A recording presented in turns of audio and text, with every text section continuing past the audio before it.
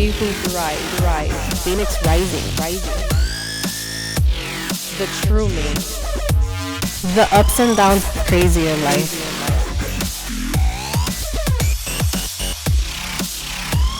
So take this journey with me. She who thrives.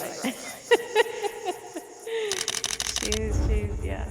Welcome to the She Who Thrives podcast, a podcast about women who have faced different adversities in life and have overcome them and became successful in their own rights.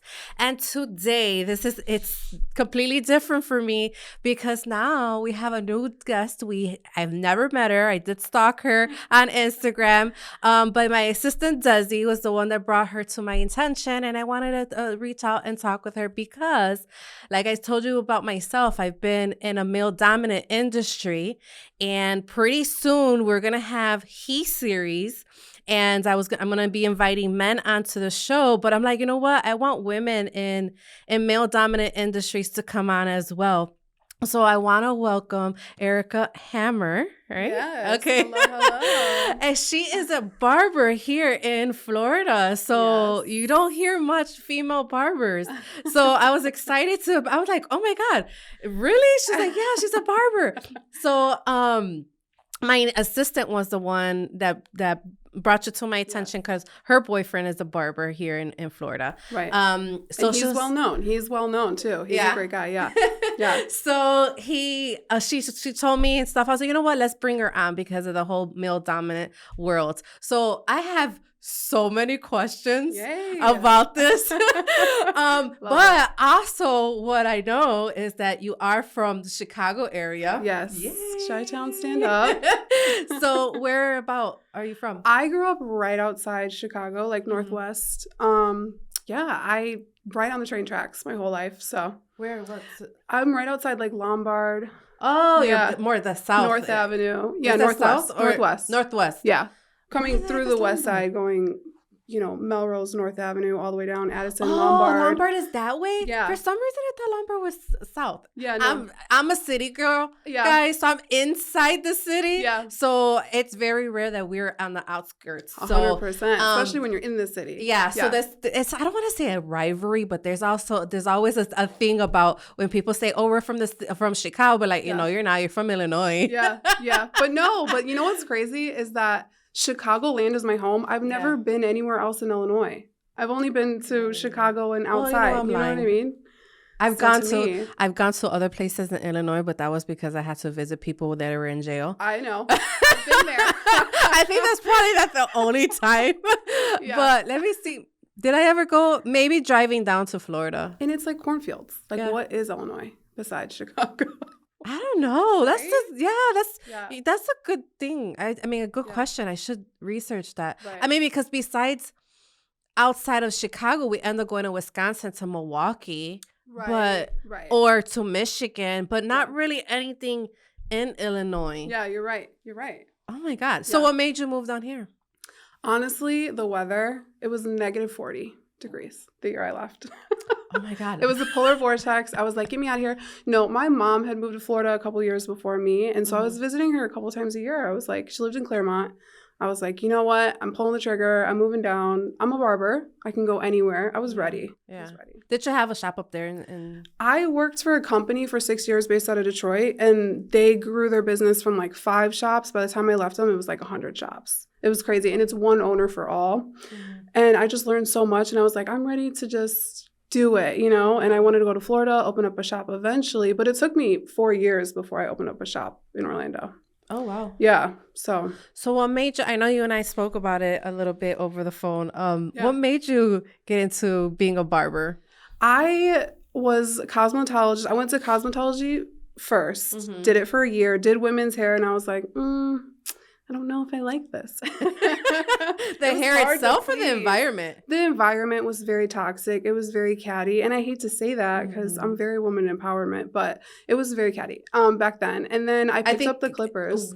There's a lot of women that are very catty right now. Yeah. And 100%. It's hard being an entrepreneur and being in the business world because instead of you, what they say, complimenting each other, there's a lot of competition. Yeah. And it's hard. 100%. Yeah, you get envious. But I picked up the clippers and I was like, okay, I like this. And just short hair became my specialty. And so I do a lot of pixie cuts as well. But my main clientele is men, but just the hot shaves and the, yeah, that's the what I was looking at yesterday, the hot shave. I think it was your boyfriend that you were doing it to. Yes. I was like, interesting. It's pretty cool. It is cool. So how long have you been doing the barber stuff? 2011 is when I really got into barbering. Okay. Yeah. Yeah, that's when I moved down here. Okay. It's been 12 years. Yeah. Or did I do my math right? Time is flying. Time is flying. Yeah, that's so interesting. Now, do you feel, I don't want to say intimidated, but what challenges do you face being a female barber? I would say being in a male-dominated area, space in general, even with the barbers and your clients. I mean, I've been through it to where, a client walks in and I'm ready to go. I could take you back right now. No, I'll wait. And you're like, okay, cool. Well, it's going to be like 2 hours for the other guys. So I could take you right now. And this is like in the beginning of my career, just trying to prove myself. Right. No, and they laugh in your face. They literally laugh in your face and they're like, no, I'm not going with you. And then you actually take a client, do a fade, do a service, and they're like, oh, yeah, I'll sit with you. And you're like, no, you're not sitting in my chair. So you tell people no? Absolutely. Oh, great. Good Yes, for you. Absolutely. I love that. In the beginning, I didn't have the balls to do it. Yeah. But slowly, now it doesn't happen because now I'm the owner, right? It's like different sense. You feel a different vibe. You made Your a name for confidence is yourself stronger. now. Yeah. But back then, you were like, I had to do that with clients too. In the beginning, like you say, you're kind of like intimidated. You're trying to make that money. So you'll deal with whatever comes your way. But now it's like, And I'm dealing with it now too. Like, no, I don't. I'm at the point that I don't want you as a client, so I'm gonna just fire you. Like, good for no. you. Good for you. I love like, that. I'm not dealing with it. Like, if you're giving me what I heard the other day, it was a podcast that I was watching, and I don't remember the names because I really don't pay attention to the names that much. Right. But she has said the highest paying clients are the ones that give you the less issues. So true. And then the ones that pay or haggle price are the ones that give you the most issues. Like, right now, those are the ones that I'm eliminating because it gives you so much more peace. And it's like, you have that confidence now that you know what you're doing. And you know what? No, if you don't want to respect me, then you don't need to be around me. Right. So that's good that you did that. Yeah. So this is one thing I know on my way here. I was just like, there's so many questions. And last night I was just like, you know what? Let me write these down because I may forget them. But then it's like more questions coming up. Yeah. So I walked into a barbershop years ago and it was with my ex-husband. And I wasn't comfortable in that environment because there's male talk. Yes. And in male talk, I was like, you know what? I felt like it was illegal for my ears to hear the things that is said. So do the men feel comfortable speaking like that around you? Okay, that's a great question. It really is because now I have 8 in Davenport and 6 in Claremont. So I have dealt with it. So yes, they do. At a certain time, once you get comfortable with someone, they're going to be like opening up and they're going to be like, they feel like they could say more and now be themselves, right? And men, when they're themselves, they're a little raunchy sometimes, you know? And you have to just politely tone them down. I mean, I always am just like, hey guys, we got to stay professional. It's just it's a key factor in the barbershop and also Hammer & Co., my barbershops, is that everyone's welcome. Everyone needs to feel comfortable. No, I don't want anyone to walk in and be like, oh, they're doing barbershop talk. I don't feel comfortable.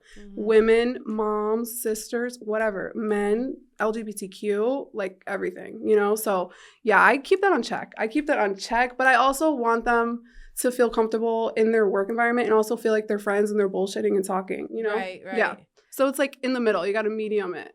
Yeah, because I didn't want to like make them feel uncomfortable because they're in their own space. Right. And I was just sitting there and just watching or waiting or whatever. So I was like, I kindly excused myself and went outside and waited for him outside. I was like, I would never do that. Right. And I don't have any kids, so I don't have to take anyone to the barbershop. But it's like, how do women do that when they have to take their sons to the barbershop? Yeah. Because men, I'm sorry. I am so sorry, men. But you guys talk about women gossiping. You men gossip 100%. a lot more than women. 100%. And it just comes out differently. It does. It does.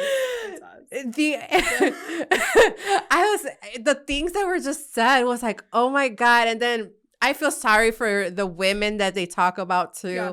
It's just that. Yeah, I just felt like my ears, it was just illegal for my ears to hear. And and honestly, you walking in, they should be like, okay, we need to tone it down. There's a woman in this space. Yeah. Just respectfully to you. And, what if you wanted to bring your son? What if you had kids and you wanted to bring your son? You're losing out on a client now because you guys want to talk about whatever the hell you did last weekend with your girl or this girl, whatever, whatever the case may be. It's just, you got to tone it down. Be respectful.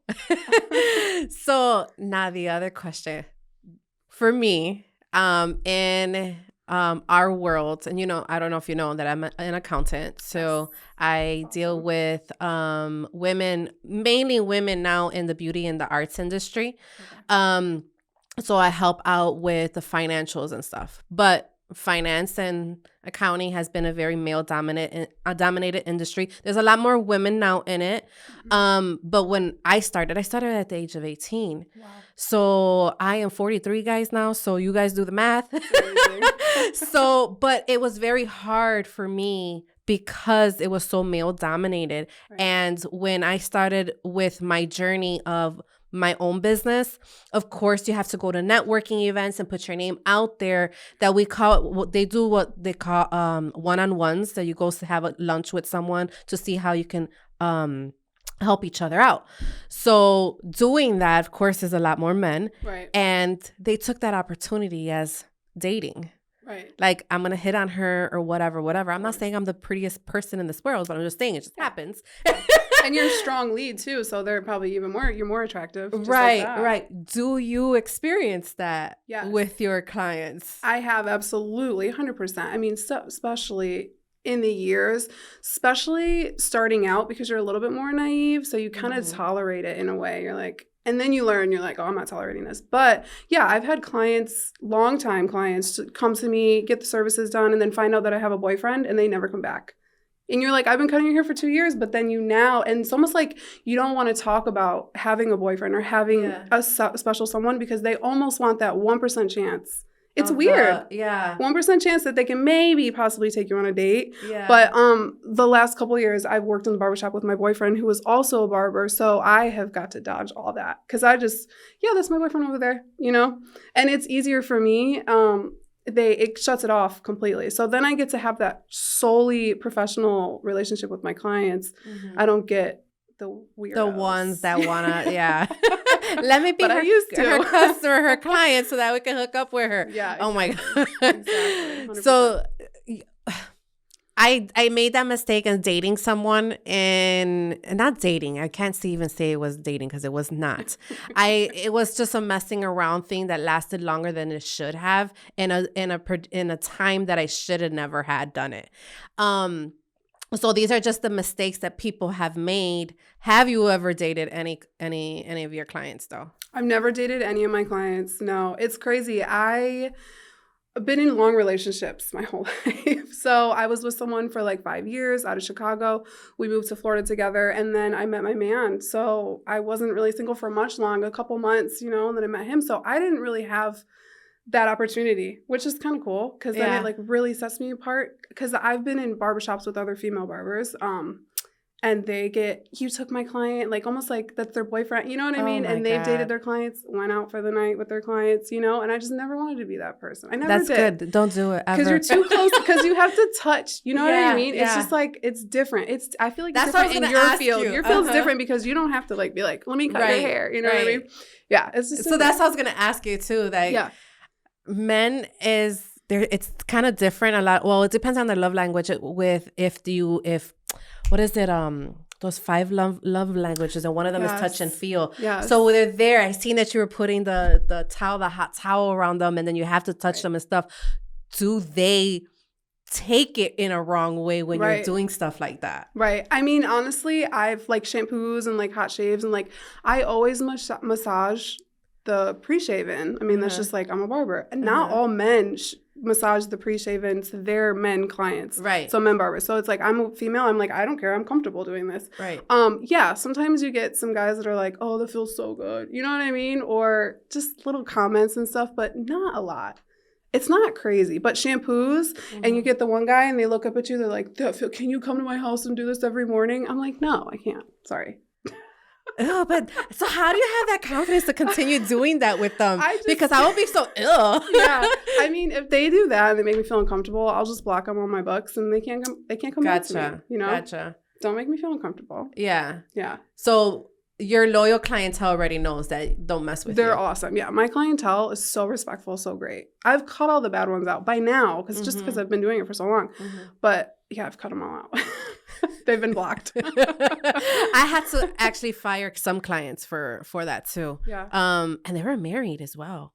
It's and I dealt with the mom ones. too, the wife too. So it's like, it was so weird. And then having to go into networking events and still be around, it was just like, oh my God. So and I try not to say anything to anyone else. I don't want to ruin anyone's reputation or anything like that. But it's like, don't make me feel uncomfortable. And I'm still staying quiet to save your ass, yes, you know? 100%. So it's just so weird. But it's good that you learned how to do it. A lot of women don't know how to do it, especially coming into the industry. And whatever industry, especially when it's male dominated. It's hard that they feel like they may need to have to continue to, bring in that 100%. Money. So it's hard being in a male dominant world, period. But I always just try to just put that boundary with them and stop it from the beginning, because if not, they're going to continue trying to cross it and trying to see how far they can get with you. So I just say, just try to stop it from the beginning. I had my moments of weakness. Well, that we once. All have, so absolutely. No, and again, like being in the industry as a younger female, I was definitely like, okay, whatever, like he'll come back to me and pay, you know what I mean? He's going to come back, and it's like, no, you can't, because you just get uncomfortable. And every time he comes in, you start sweating and you're like, oh my God, I already know what he's about to say. And yeah. So been there, done that, So having to be tough in this industry, do you come off as, them calling you a bitch? Oh, for sure. I've been called a bitch in the barbershop before. I've been called all the barbers in the barbershop will tell you, I don't take shit. I'm professional. I'm respectful always. It's a business, but I never take shit. If someone comes in and they're rude to my barbers or to me, get out. And then you get the bitch. Oh, fuck you, bitch, or whatever. Yeah, because you know what? I always say it's a double standard too, because if a man says the things that we say to someone, he's taking care of business. He's strong, right? Yeah. But if female does it, oh, she's just a bitch. Yeah. No, but it's like, all right, but 100%. I love the episode that just aired where we're talking about feminine energy. Love and that. Being in your femininity and growing up in the inner city, we have to be tough, and that masculine part comes out. I was raised with an older brother, so it was just like I didn't have girls to deal with, so I didn't deal with that cattiness or anything like that. So now it's just like trying to tone down that masculinity. Yes. How do you balance it? It's tough. And actually, I just had this conversation with the other female barber and Hammer and Co. Shout out Nicole. We talk about this all the time. We're like, how do we tone down our masculinity in the barbershop? Because we are around masculinity all day. Yeah. So it's hard to like come in and like, for me, like at my old barbershop, I used to dress up, wear heels, look really cute every day. I did it for years. And then I started my own barbershop and I was like, I'm going to wear my Jordans. I'm going to look a little bit more like comfortable. I'm going to do it my way. But you have to like still keep it hot. You know what I mean? And still be confident and feminine. And it's so hard to do that. But you just have to mind yourself every day. You're like, I'm beautiful, I'm feminine. I have the little sticky notes on my mirror. They're clear Post-it notes. And it says, you are beautiful, you are strong, you are feminine. But did you write them out? I write them out. And then I look at them when I'm in the mirror, like brushing my teeth, and I'll be like, you are beautiful. I need to do that again, because I used to do it before. I used to watch, I don't know if you've ever seen Being Mary Jane. I've heard of it. I've never seen it. Gabriella Union. No. It was really good. It's not on. It hasn't been on for a long time, but it was a really good show. And she did that too with the Post-it notes all around. She was a news anchor and she just had to deal with a lot. So she had to remind herself. And with that, I was like, the other day, I was like, man, I need to start doing that, putting the Post-it notes for affirmation, because the again, the 5 love languages, one of the top ones for me was words of affirmation. Right. So it's like, I don't have to wait for someone else to give me those words. I need to give them to myself, Yes. because we're really easy to bring ourselves down Yeah. at times. Like, oh my God, I'm a failure at something, or I didn't do this right, or whatever it is that we tend to nitpick at all the negativity stuff, and we don't realize, we need to put the positive part on there. Yes. So it's good that you do that. I think I Yeah. need to start doing that. Yeah. I read the book Think Like a Monk by Jay Shetty. That, oh my God, that blew my mind. Yes, read the book. It's so good. So it's like little stuff like that. He shows you how to like keep the positive out of the negative, because like our minds are full of negative, and we're just like, why are they there? We should be positive, I think we gravitate more towards the negative, because even with like reviews and stuff, I could have so many positive reviews, but if someone gives me that one bad review, it's like it takes up half of my day. Like, what did I do wrong? Right. Yeah. So have you had to deal with that with the reviews in your world? Yes, absolutely. And I think for me, when I get a bad review, even if it's like one of my barbers or something happened or just a situation, I attack it head on. I don't like to let it linger and sit there. I contact the client, make sure, like, figure out what happened, figure it out, offer him something that will make him happy, try to get him back in the barbershop. And sometimes those bad reviewers are clients for life in the barbershop world. I don't really know. But, sometimes you can't make him happy, but it drives me nuts when I get them. I'm like, oh my God, why is this happening? You just want to fix it. I'm a fixer. I just want to fix the problem. Yeah. I don't know if it's just a woman thing, because I think some men are like, oh, whatever. Yeah. Or that person was so-and-so and they're just assholes or whatever. They don't even mind it. Right. But I know with women being in that male dominant world, we have to work extra harder at times for stuff, and we don't want that to happen. We don't want that out there. Yeah. So I see that, but what would you do specifically for a review? Say if they say, oh, she did a horrible haircut, would you be like, come in and we can fix it? Yes, I'll say, can you come in and we'll give you a free, it's on the house. We'll make sure that we, give you a couple of haircuts for free. I once had my first bad review when I opened up Hammer & Co. in 2018. I was working 7 days. I opened to close 6 months straight, and I finally took a day off. On my day off, I went to Dunkin' Donuts, got coffee for the whole staff, stopped in and gave them the coffee, and I went and got my nails done. I hadn't got my nails done in 6 months. I was like, I'm going to do a day for me because I had been working so hard. And I go in and it was busy. I was like, okay, yay, it's busy. I was happy for them. Literally, I was like, okay, I'm going to go. Dropped off coffee. They were so happy. And then I got a bad review on Yelp, and it was from a mom. And she goes, I brought my son in there and he had to wait 40 minutes because we walked in, we didn't have to have an appointment, The owner came in and she was going to get her nails done. She could have took my son and went on and on Yelp. It was my first bad review. I was like, are you kidding me? And I messaged her. I was like, woman to woman, I haven't had a day off in 6 months. Straight, I would go home and take a nap on my lunch and come back to work. Oh my God. Okay. It was crazy. And I was like, I had to put her in place. She was like, I don't care. You're a horrible business. You're going to fail. She pretty much told me I was going to fail. I was like, who are you? How about woman to woman? Let's support each other.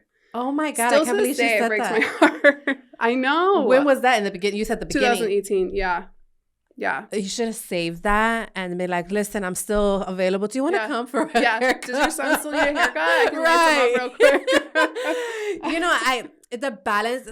The balance with customers, the clients, I say clients, I don't know if you say clients or customers. Yeah, both. Okay. Clients, yeah. So sometimes they don't realize that us as business owners, we have a life, guys. Right. We have a life. And at times that although we want to help you, we may have been working a week, 2 weeks in a row, and we need that rest. And if we don't take care of ourselves, we can't take care of you. And right now, I know I had that fault that I tend to baby some of my clients. Right. And now that I'm trying to stop because I'm trying to do everything by appointment and stuff, they don't understand that. Yeah, but not as available. Yeah. So you saying that 6 months, sometimes, yes, we have a business to run and we want to make sure that everyone is satisfied and happy. Right. But we are human. Yes. We are human. And there's sometimes we can't fulfill your every need. Sorry, guys. We 100%. Just can't do it. Yeah. So, do you own it by yourself or do you have partners? I own it by myself. So is it a franchise that you're doing? It's not a franchise. It's just one owner. I did the first one. I invested. I took out like a little loan, like a personal loan. I couldn't even get a business loan because I didn't have any like receivables showing. Right. So I had to take out a personal loan, did that. And then I paid that off in like a year and a half, bought the barbershop from another barbershop owner and like completely flipped it and remodeled it, paid him off. He was great. He charged me no interest. Oh, nice. He was a blessing. Yeah. He was a blessing, honestly, for that situation. And then I just built from there and then just opened up my second location off of business credit, just building my credit and just going Did you have...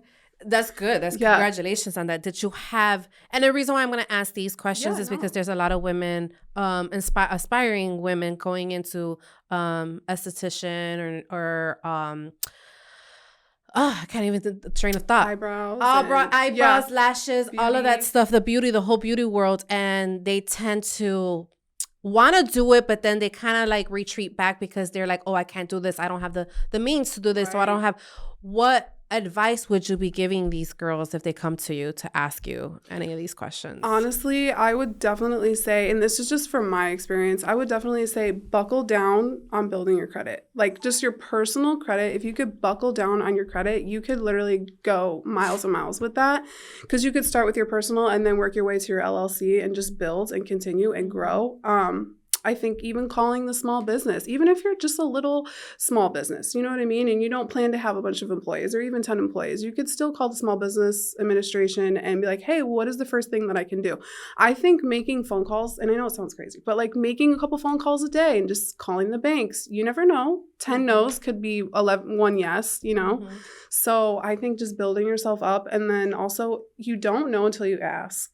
That is huge. The answer will always be no unless you ask. Yes. That's what they told me. Yes. So it's like, that has stood in my head for such a long time. Like, why am I putting no if I haven't even asked yet? Right. And it's great that you're saying all of this, because I tell them, go for it. I've asked about the reviews too, because that's another thing.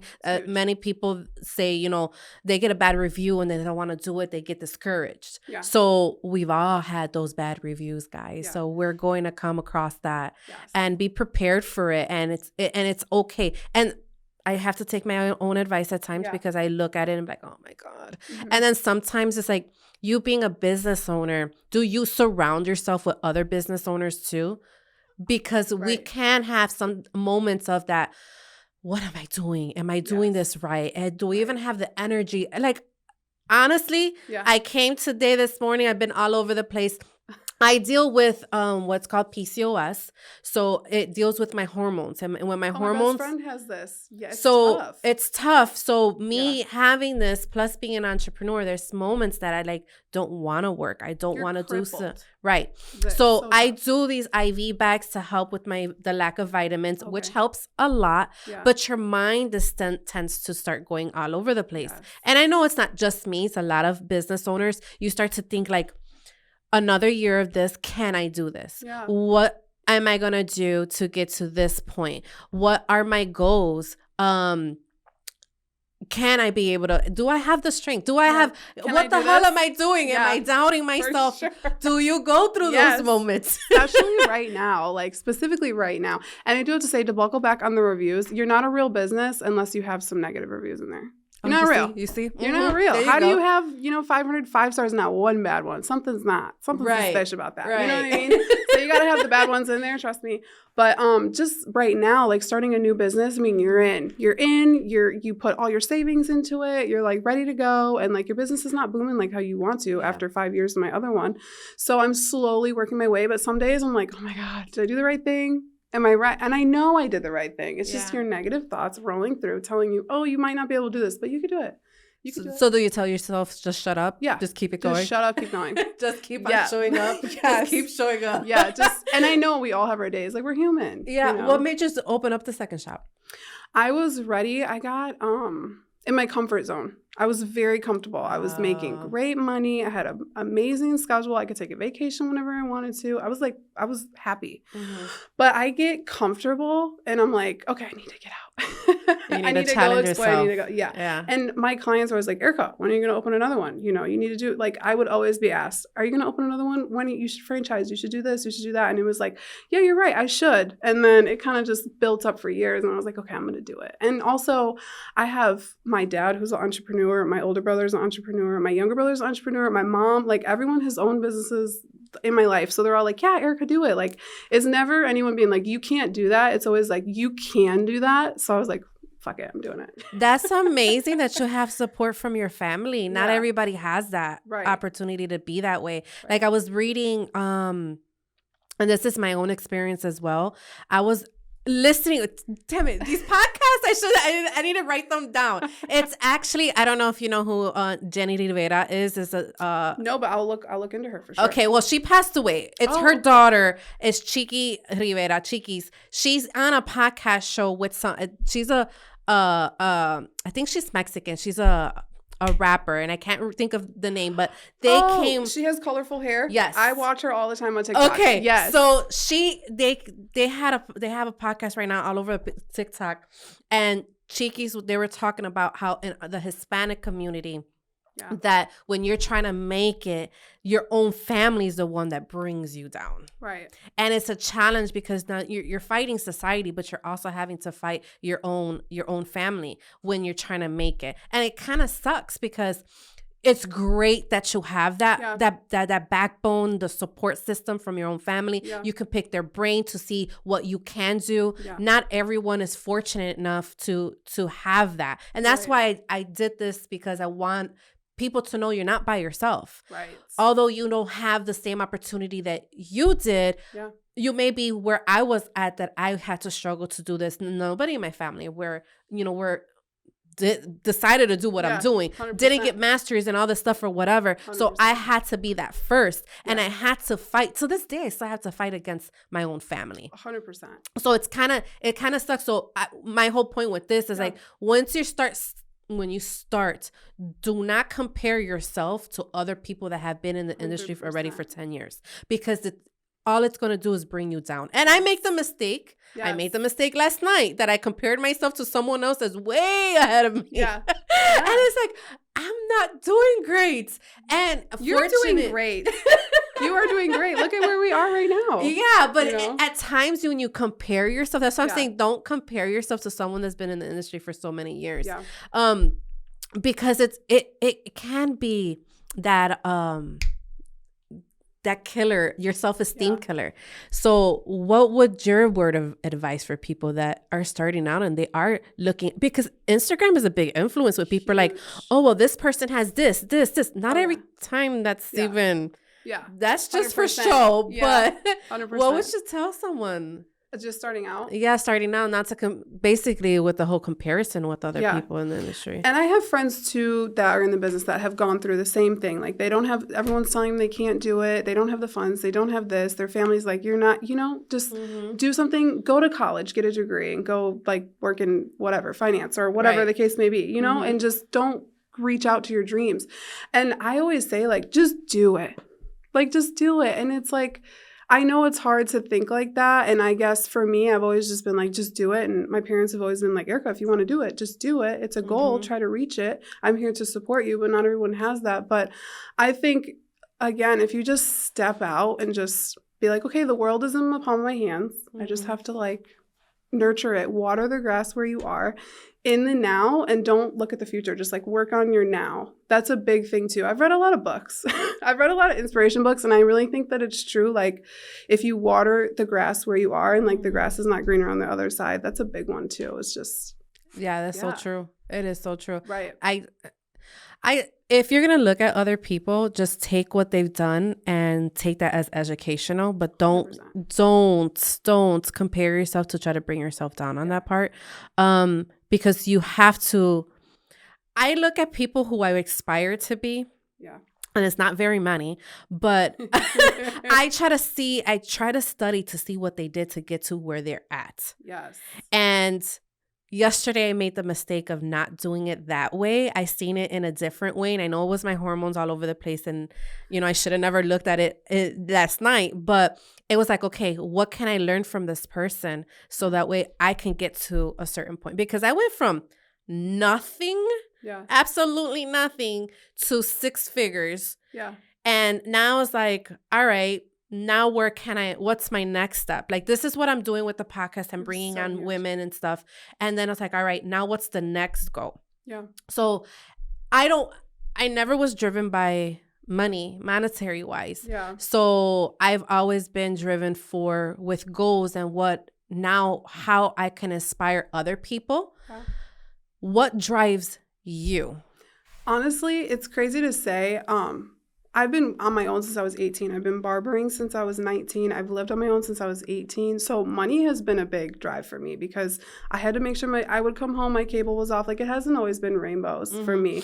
My mom was a single mom and raised me. I didn't have a relationship with my dad until I was in my 20s, So like I was very much from 0 to. And it's crazy to say, but I think just moving forward and just trying to work your way up into where you got to be and just in your mind, I think if you said it like that, I think so I can't say that money didn't drive me because I think money did drive me so I could sustain a roof over my head. Yeah. In the beginning. Food in my mouth. Yeah. You got to make sure your bills are paid. Right. I mean, there was a long time guys, I lived off $1 burgers at McDonald's. 100% ramen. Yes. That was my go-to. Yes. Yeah. And building a business is like, sometimes you got to go back to that mentality. Like, all right, not so much. I love ramen because I just love ramen. But I don't do the dollar burgers anymore. No, sure. But I was like, all right, Janell, stop eating out. Stop doing this. I need to get this goal. So that means where can I cut down? Right. A lot of people don't want to do that. Yeah. They want to just spend, right? Yes. Yeah. Well, especially from going from 0 to 6 figures. I mean, when I hit 6 figures, I was like, I'm a barber. What am I? I had imposter syndrome. Yeah. I was like, I'm a barber and I'm making over $100,000 a year. Like, that's wild to me. I'm driving a Mercedes Benz. To me, I just never thought, I always thought like I was just going to be like working in the barbershop and like, you just don't see yourself there. And then you get there and you're like, holy shit. Yeah, this is dope. Yeah. And then again, you try to find where you're going to go after, So me being in the accounting world, I deal with people with, their taxes.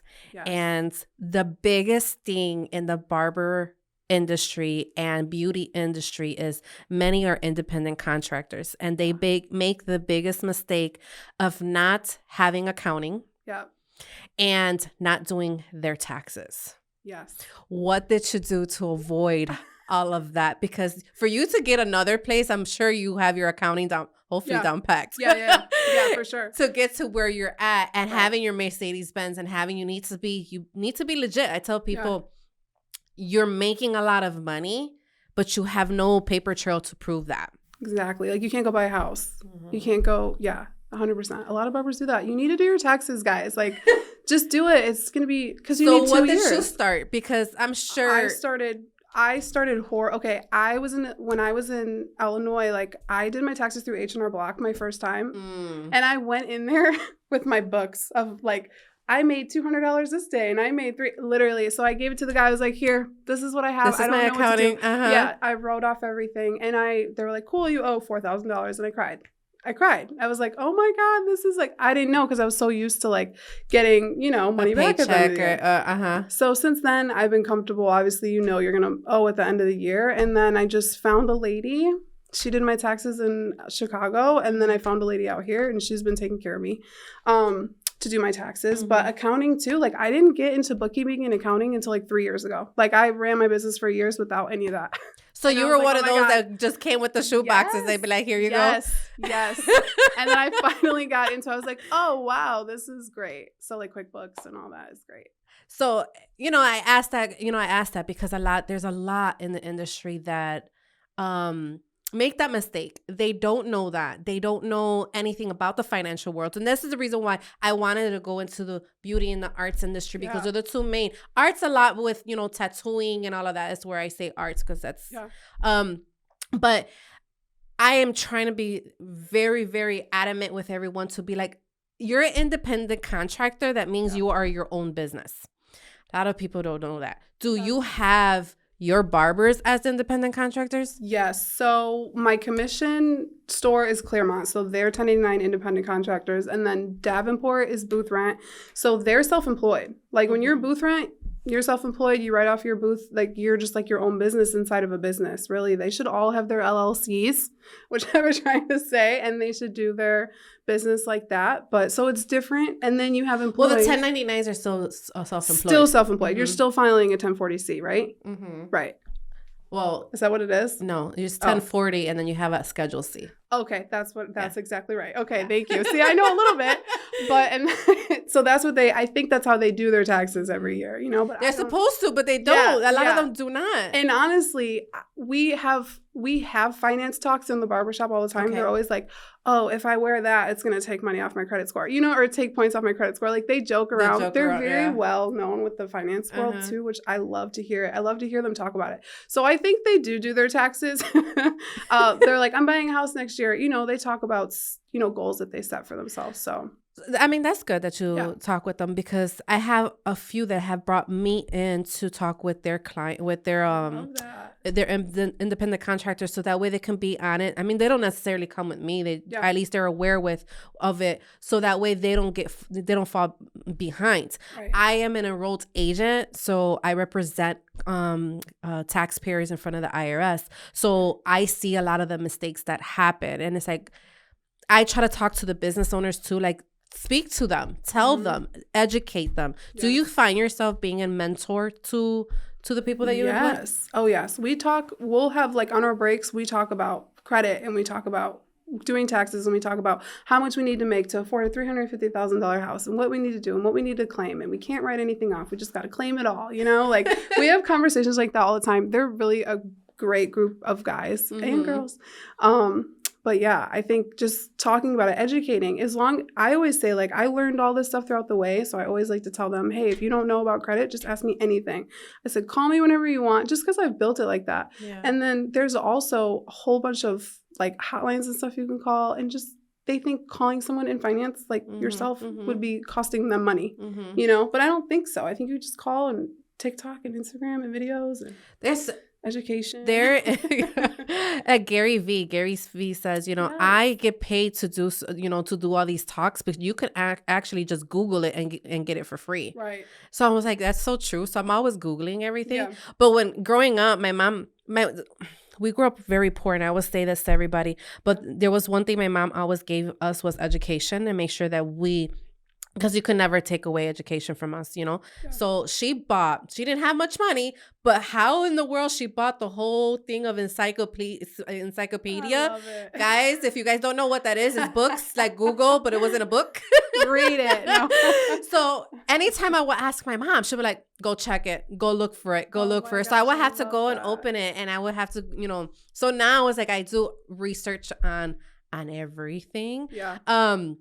So, I mean, there is a lot of people that do take advantage of the industry and say, yes, I'm going to charge you this amount if you're going to consult with me for an hour, $150 an hour, 100%. Whatever it is. It's worth it. It is worth it. All the education. But there's vultures in our industry too, that they know they prey on these you know, people that don't know. So that's why I try to be very transparent, and I just want to teach other people so that way they can be successful, because I honestly love to see other people be very successful and strive in their industry. So if someone comes to you and asks like, hey, Erika, I think I want to open up my own barbershop. What would you tell them? I would say go for it 100%. It's going to be tough. And I hear some of the barbers say, like, Erika, I would never want to be a barbershop owner because of what you go through. I was like, no, don't look at me. My experience is going to be different than yours, you know? But I always say go for it. I think that if also a barber that works in one of my barbershops and they want to grow and be like, I want to open up a barbershop, that's a huge compliment, and I'm going to support them 100%. I'm like, do that, go for it. Ask me any question. I'll help you with whatever. I want to see them go what I went through and just be like, okay, you're a barber, now you're an owner, now you have multiple locations, now you have an enterprise, like just do it. And I'm going to support you until I'm like 80. That's awesome. I love that, because you don't hear that all the time. Right. It's people be like, oh, they're going to leave me and they're going to go be my competitors and stuff like that. They start hating and all that. Oh my God. So it's great that you say that with yours. So right now, how many employees do you have? Well, not employees because they're independent. They're independent. Yeah, they're independent. I have 8 in Davenport and 6 including myself. So 5 in Claremont. So do you see yourself growing some more? Yeah, I have 10 shares in Claremont. So I definitely will eventually have 18, 17 of us. I have 2 studios in the back as well. So I have a guy, Louis, in the back, and he rents out the studio. So that's like passable income for me. He pays this weekly. It's like a booth rent in a commission base. So that's another, so actually 7. Yeah. So I'm adding, and then I have another one for rent that I'm going to soon put up on socials. But yeah, and then I don't know. It's so crazy. It's crazy because I'm talking about it now and I'm like, oh, it's hitting me. Like, it's crazy. It's just been such a wild ride. And also, I do have to shout out to my man because he is a barber as well. And he has helped me through every step of the way. I do this alone, but I also don't do it alone. You know what I mean? Because he's What's there. His name? Because you say shout out. Quiñones. Okay. Yeah. Yeah. I got to say the last name right because he corrects me every time. He's Puerto Rican, 100%, from Hartford, Connecticut, and moved to Orlando. But yeah, he's amazing. So. That's great. That's great that you have that support system even with him. Yeah. So we're running short on time. Okay. Awesome. It was fun. It was very fun. Yeah. Is there anything that you would want to relate onto in the show that we didn't touch on? We covered everything. I loved all your questions about everything because it's so what female barbers go through. Is everything you just asked.